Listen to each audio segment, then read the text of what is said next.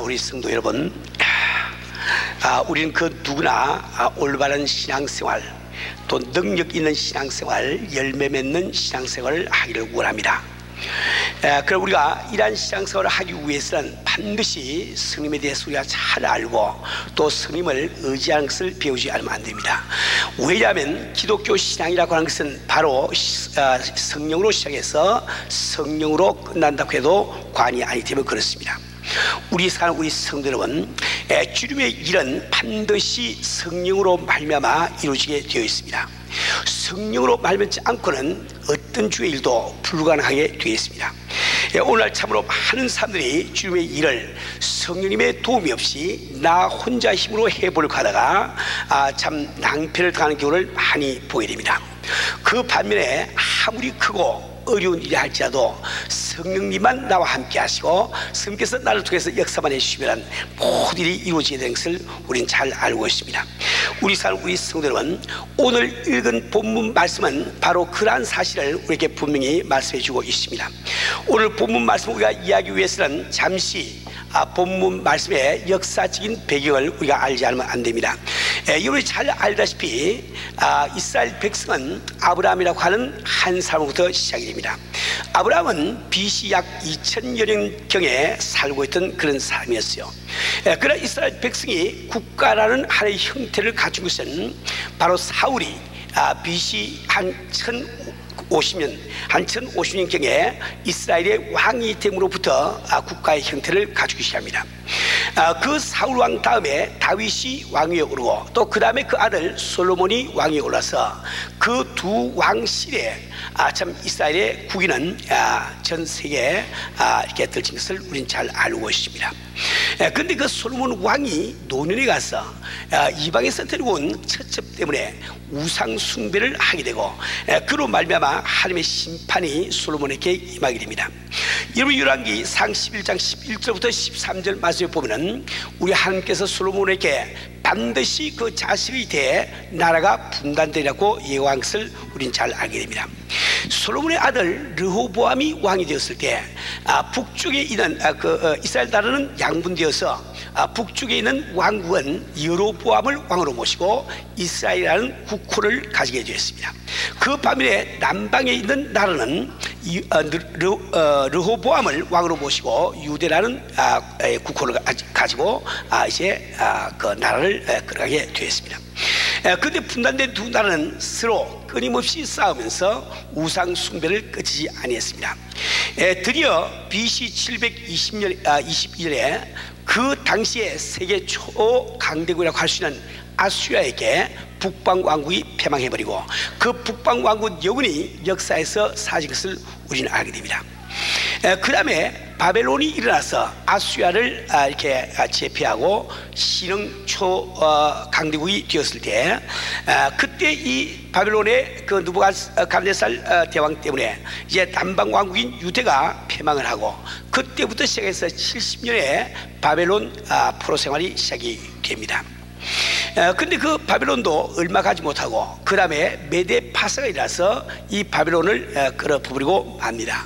메데 파사라고 하는 것은 원래 메데라는 나라와 파사라는 나라 두 나라의 이름인데 이 두 나라가 연합군을 이룩하고 있기 때문에 역사적으로 메데 파사 함께 붙여서 부르기도 하고 또 이 메데와 파사 가운데 파사가 더 강력한 나라이기 때문에 그냥 페르시아 파사라고 부르기도 합니다.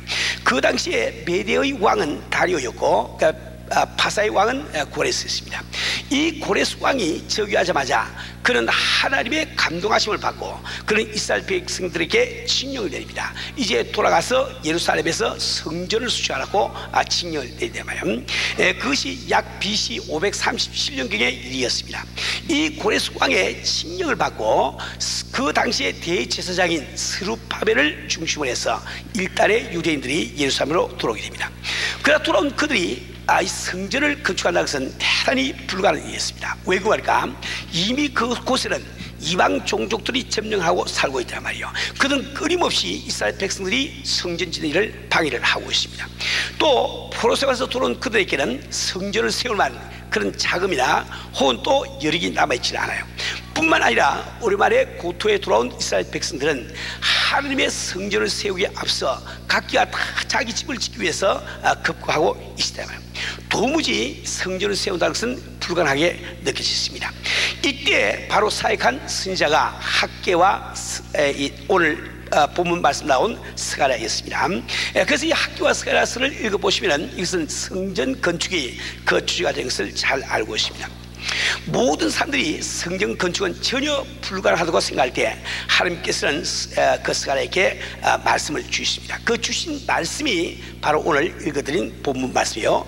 그가 내게 일러 가로되 여호와께서 스룹바벨에게 하신 말씀이 이러하니라.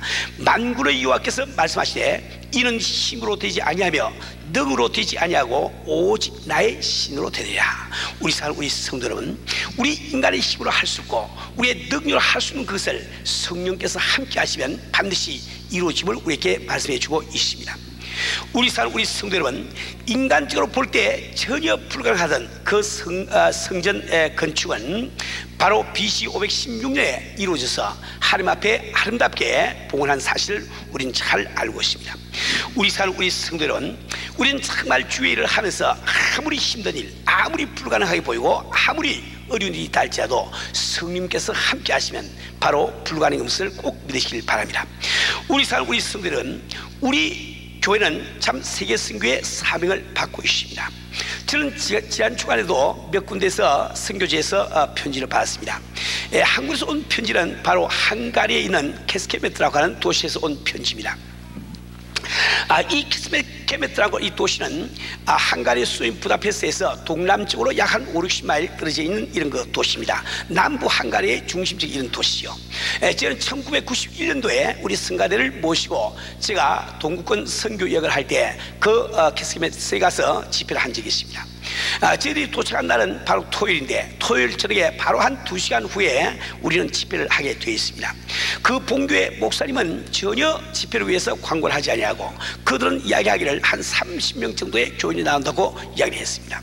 저희들은 바로 쉬지도 못하고 나가서 참 노방전도를 했는데 그날 저녁에 약 한 450명 되는 사람들이 모여서 많은 은혜를 받았습니다.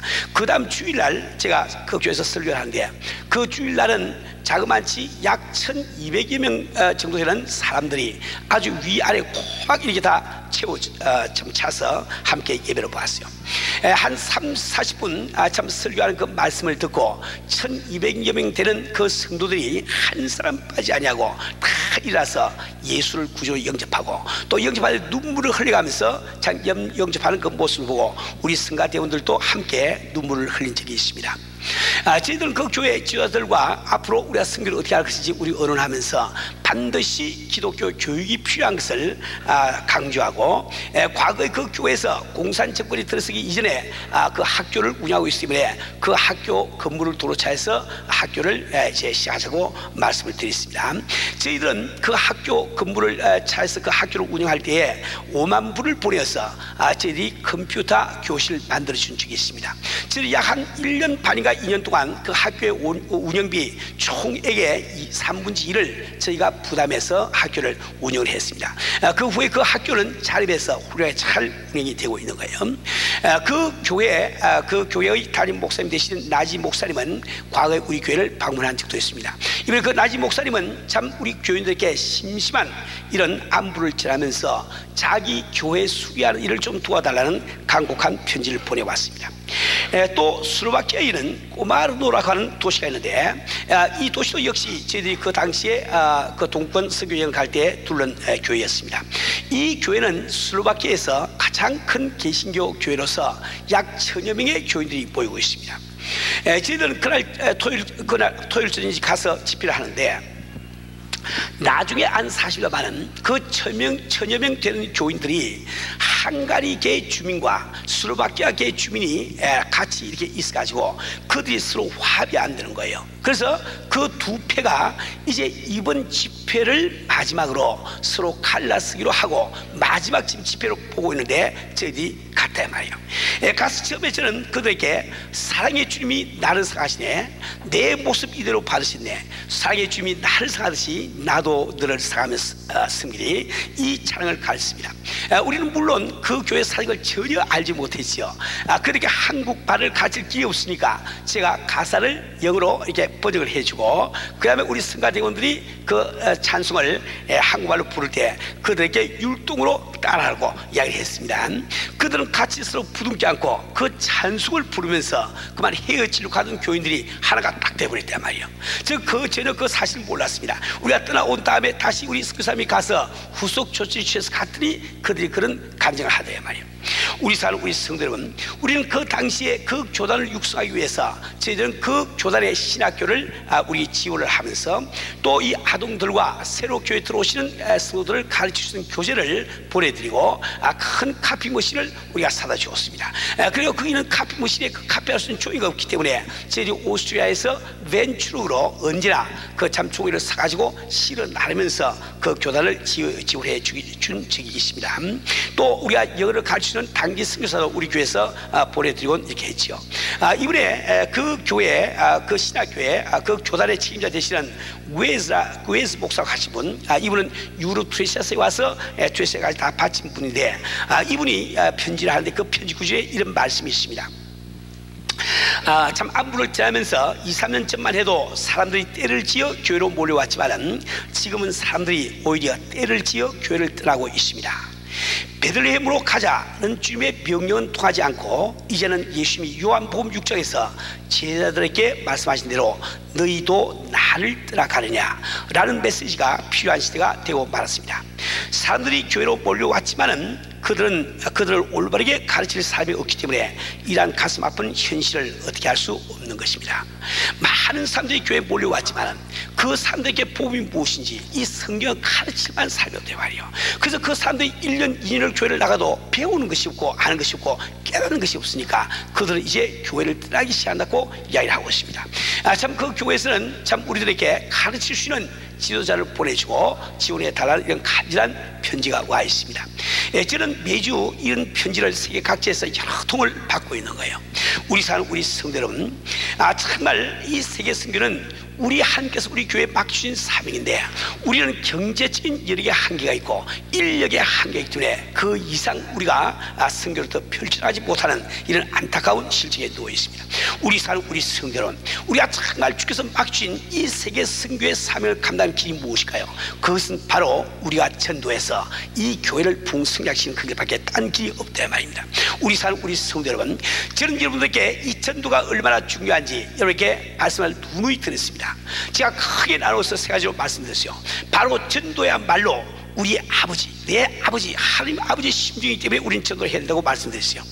전도야말로 교회가 지상에 존재하는 궁극적인 목적이기 때문에 우리는 때를 얻든지 못든지 전도해야 된다고 말씀을 드렸어요. 전도야말로 우리 성도가 지상에서 숨쉬고 있는 궁극적인 목적이기 때문에 우리는 아무리 힘들고 어려워도 전도해야 된다고 말씀을 드렸단 말이에요. 우리 사는 우리 성도 여러분, 그뿐만 아니라 전도라고 하는 것은 많은 축복을 가져옵니다. 저는 그 축복을 세 가지로 요약해서 이렇게 설명해 드린 적이 있어요. 우리가 정말 전도에 전념할 때 이 땅에 속한 축복이 우리에게 오는 것을 우리가 꼭 알아야 됩니다. 우리 주는 분명히 약속하시기를 너희는 먼저 그 나라와 그 일을 구하라. 그럼 이 무엇을 되시고 약속하기 시작 말이에요. 우리가 이 세상을 살아가면서 그 나라와 그 일을 구체적으로 구하는 길이 무엇입니까? 바로 그것이 구령사업이요 전도라 말이에요. 내가 정말 전도에 전념하고 전도에 전심을 기울일 때 우리 주님께서 그 무엇을 되시고 약속하기 시작 말이에요. 우리 사는 우리 성도 여러분, 그뿐만 아니라 이 전도라고 하는 것은 바로 우리가 문제에서 탈피하는 길이라고 말씀드렸습니다. 모든 사람들은 문제 속에 살고 있으면서 어떻게 하면 이 문제에서 참 해방될 수 있을까? 그래서 우리는 주야로 참 동분서주하면서 뛰고 있다 말이에요. 그러나 문제가 참 해결된다는 것은 그 문제 자체가 해결됨으로 해결되는 법과 그 문제가 더 이상 내게 문제로 보이지 않기 때문에 문제가 해결되는 법이 있단 말이에요. 우리 성도 여러분, 우리가 참 이게 수준을 낮춰서 생각하면 무엇이 문제가 되어버리고 마는 거예요. 내가 참 어릴 때 내게 문제가 되는 그런 일들이 내가 어른이 되고 나니까 더 이상 문제가 안 되는 것처럼 우리의 수준을, 우리의 안목을 저 높은 곳에 두어버리면 이 땅에 속해 있던 문제들이 문제로 안 보이기를 시작한다 말이에요. 그때 우리는 문제를 벗어나는 것이요, 그때 우리 스님께서 참 역사에서 그 문제를 오히려 해결해 주는 길이 열린다 말이에요. 뿐만 아니라 전도라는 것은 우리가 할 때 우리가 이제 하늘나라에 가서 참 우리가 면류관을 받았어야 되는데, 우리가 받았을 면류관이 무엇입니까? 바로 이 성경 말씀은 우리가 전도한 대상자들이 우리의 면류관이 된다고 말씀하시죠 말이에요. 이런 그 축복, 큰 축복이 참 약속되어 있기 때문에 저는 우리 교인들이 열심히 전도하기를 원한다 말이에요. 우리 교인들에게 정말 전도해야 되겠다는 이 동기를 부여하고 나도 전도할 수 있다는 이런 그 확신을 주기 위해서 우리 한국에서 양경의 집사님을 모시고 와서 우리 간증 집회를 한 적이 있습니다. 우리 양경의 집사님은 한국에서 1년에 적어도 8,000명, 자그마치 8,000명을 전도한 이런 분이세요. 우리 성도 여러분, 하나의 연약한 여인이 8,000명을 전도하는가, 이거 쉬운 일이 아닙니다. 인간의 힘으로 되는 게 아니에요. 그러나 우리가 간증을 들을 때 바로 성령께서 그와 함께 하시니까 연약한 인간의 참 여인의 몸으로 8,000명씩이나 참 이렇게 전도한 것을 우리는 들었다 말이에요. 우리 성도 여러분, 우리는 우리 앞에 아무리 주일이 힘들고 어렵게 느껴진다 할지라도 바로 성령께서 나와 함께 하시면 능치 못하는 것을 믿으시기 바랍니다. 우리 성도 여러분, 우리가 정말 이 전도뿐만 아니라 올바른 신앙생활을 하기 위해서 우리는 스님의 도우심을 받지 않으면 안 됩니다.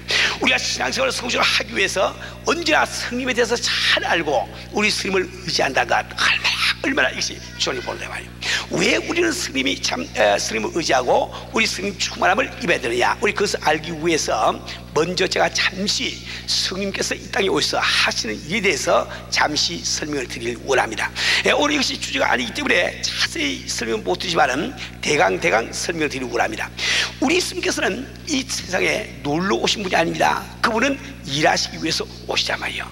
그분은 오셔서 무슨 일을 하시는 거, 실질적으로 그분이 하시는 증거하는 일을 하십니다.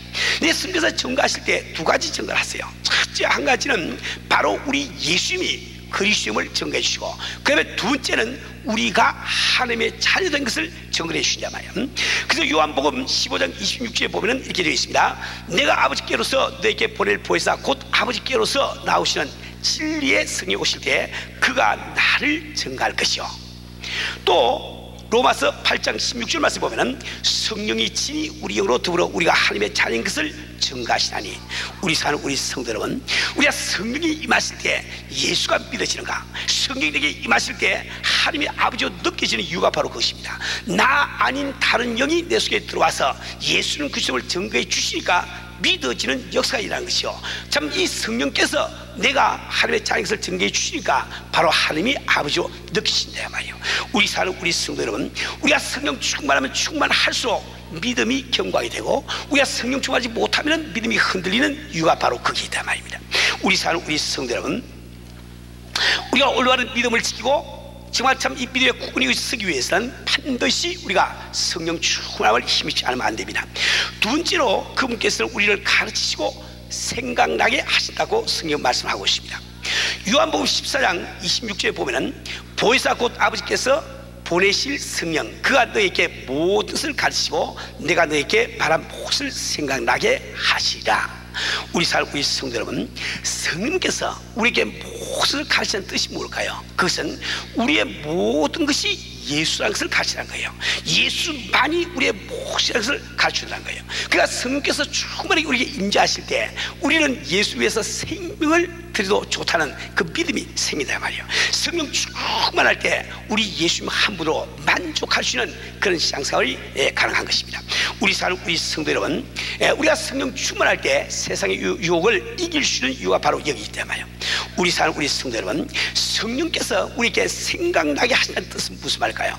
우리 성도 여러분, 우리는 생을 살아가면서 때로 참 하나님의 말씀대로 살지 못하는 나 자신을 바라보면서 말할 수 없는 환멸에 빠지가 참 많이 있습니다. 근데 우리가 하나님의 말씀대로 살지 못하는 이유가 뭘까요? 우리가 하나님의 말씀을 모르기 때문에 못 사는 것이 아닙니다.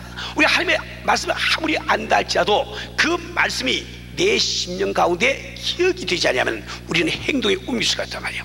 우리가 머리로 아는 것만 가지고는 몸이 움직여주지 않습니다. 근데 내 심령에 그것이 알랄이 기억이 될 때 비로소 내 육신이 움직이는 것을 우리는 안다 말이에요. 바로 그 일을 성경에서 해주시는 거예요. 우리가 성경 충만히 입을 때 아무리 참 힘든 주의 말씀이라도 우리가 순종하며 살 수 있는 이유가 바로 거기 있는 거죠. 이제 세 번째로 성님은 바로 책망하시는 일을 하십니다. 요한복음 16장 8절 말씀 보면은 이렇게 기록되어 있어요. 그가 와서 죄에 대하여 의에 대하여 심판에 대하여 세상을 책망하시리라. 우리 사랑 우리 성도 여러분, 하나님께서 가장 싫어하는 것이 뭡니까? 바로 죄지요. 그 죄가 있으면 하나님과 나사의 교통이 끊어집니다. 축복의 줄이 끊어진다 말이요, 은혜의 줄기가 끊어진다 말이요. 근데 우리는 육신을 가지고 살고 있기 때문에 죄를 짓지 않을 자가 아무도 없습니다. 아무리 장로님, 아무리 목사 됐다 할지라도 죄를 끊을 수가 없다 말이요. 그 우리가 이 참 죄를 끊을 수밖에 없는 우리에게 정말 감사한 일은, 우리가 비록 죄를 지었다 할지라도 우리가 철저하게 주 앞에 회개만 하면은 그분은 미쁘시고 오로시사 우리 모든 죄를 사시고 우리를 불에서 건지받고 약속을 하고 있습니다.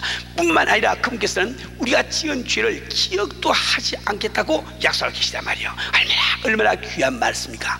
근데 내가 비록 죄를 지었지만은 죄를 지은 것을 기억하지 못한다면, 내가 죄를 지으면서 짓고 있는 죄가 죄라는 것을 알지 못한다면 나는 회개할 수 있는 기회가 없는 거예요.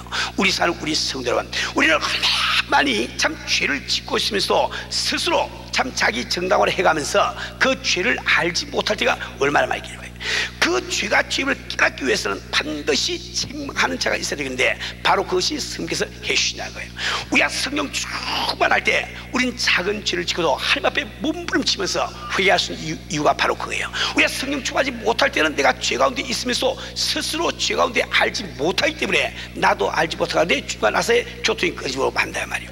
우리 사는 우리 성도 여러분, 정말 참 이 성경에서 우리를 책망해 주시는 이 일은 얼마나 귀한 일인지 모릅니다.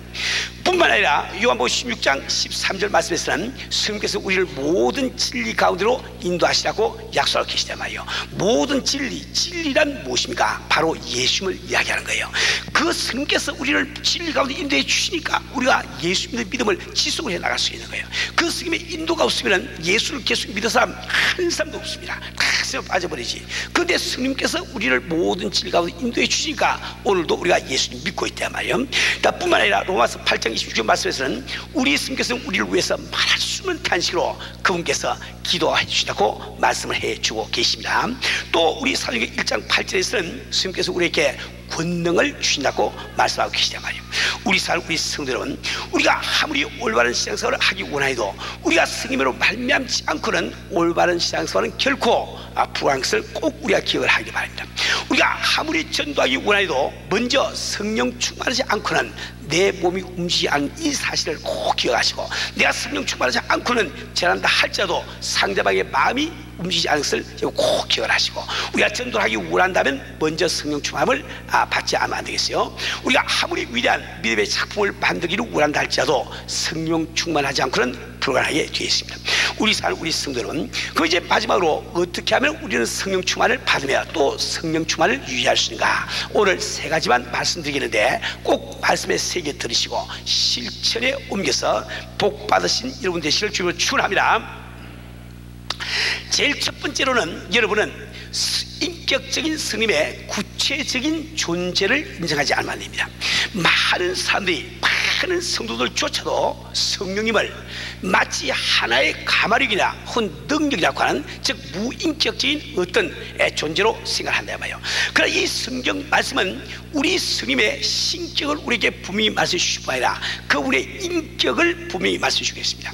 인격이란 무슨 말입니까? 우리 성경에서 자기 자신의 지식을 가지고 자기 자신의 감성을 가지고 자기 자신의 참 의지를 가지고 말씀하고 계시단 말이에요. 그분께서 바로 구체적인 인격체이시기 때문에 우리는 그분과 더불어 교제를 할 수 있으며 교통할 수 있으며 그분과 더불어 대화를 나눌 수가 있단 말이에요.